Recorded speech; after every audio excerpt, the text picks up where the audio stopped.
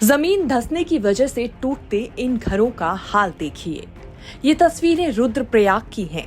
रुद्रप्रयाग वही जिला है जहां विश्व प्रसिद्ध केदारनाथ धाम है।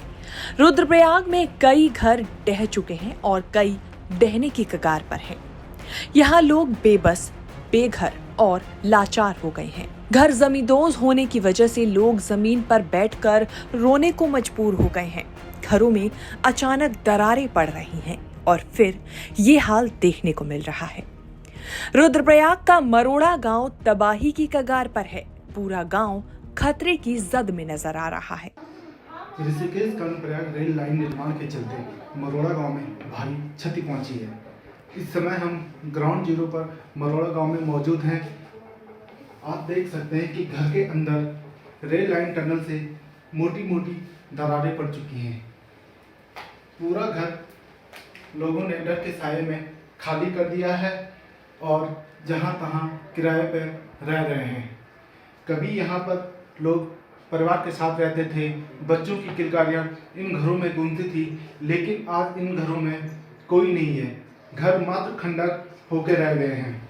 अगर कोई इन घरों के अंदर रहना चाहता है तो उसके साथ कभी भी कोई बड़ी घटना हो सकती है। पाई पाई जोड़कर लोगों ने अपने मकान बनाए हैं। भले ही आज रेल लाइन का निर्माण कार्य कर रही कंपनी पीड़ितों को मुआवजा दे रही हो, लेकिन पीड़ितों का कहना है कि उन्हें मुआवजा नहीं चाहिए।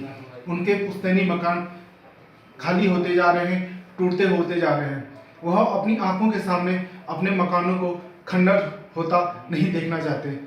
जिनका ये घर है वो हमारे साथ मौजूद हैं। उनसे पूछते हैं कि उन्हें कितनी परेशानियां हो रही हैं इस घर को खाली करने में। क्या मदद आपकी हो पाई है?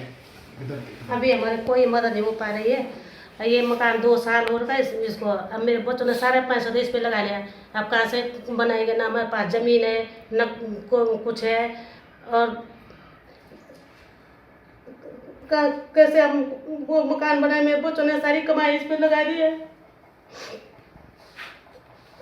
तो मोदी ने वो कर दिया, लेकिन हमें कोई सुविधा नहीं रेल के कारण। हमें कोई, हम कैसे कहाँ से देखें रेल? हम नहीं रह पाएंगे तो हम कैसे देखें? हम यहाँ पे लोग अपने मकानों को अपने आंखों के सामने टूटता हुआ देख रहे हैं और भावुक हो रहे हैं।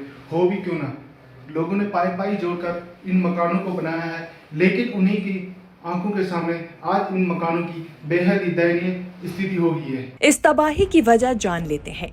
दरअसल यहाँ गांव के नीचे ही ऋषिकेश कर्णप्रयाग रेल लाइन का काम चल रहा है। गांव के नीचे ही टनल का निर्माण किया जा रहा है।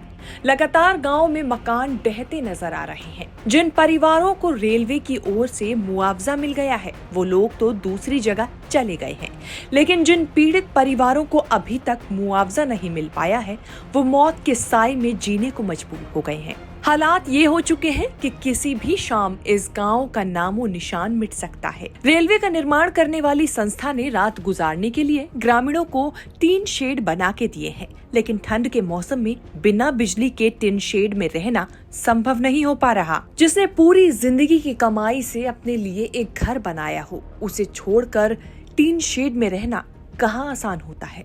हालात बहुत बिगड़ते नजर आ रहे हैं। धीरे धीरे पहाड़ों पर खतरा बढ़ने लगा है। लोगों की हिम्मत जवाब दे रही है। लोगों का कहना है कि ये रेलवे निर्माण का साइड इफेक्ट है। वहीं रुद्रप्रयाग के डीएम ने पीड़ित परिवारों को मुआवजा देने की बात कही है। देखिए, ग्राम मरोड़ा में जो विस्थापित परिवार हैं उनके लिए मुआवजे का वितरण शीघ्र ही किया जाएगा, जिसकी डिमांड भेज दी गई है और जैसे ही मुआवजा प्राप्त होता है हम उसको वितरित करेंगे। इन द मीन टाइम जहाँ जहाँ लोगों के लिए शेड्स बने थे उनमें और सुविधाएं जैसे बिजली, पानी आदि सुविधाएं दी जाएं, इसके लिए त्वरित कार्रवाई की जाएगी और निर्देशित किया गया एसडीएम को रुद्रप्रयाग को कि तत्काल जाकर उसको व्यवस्थित करें। तबाही के चलते लोगों के चेहरों पर लाचारी और बेबसी देखी जा सकती है। ऋषिकेश कर्णप्रयाग रेलवे प्रोजेक्ट का असर टिहरी में भी देखा जा सकता है।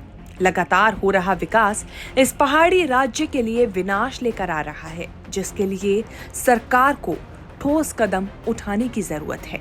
नहीं तो आने वाले दिनों में हालात और भी भयावह हो सकते हैं। न्यूज़ तक ब्यूरो।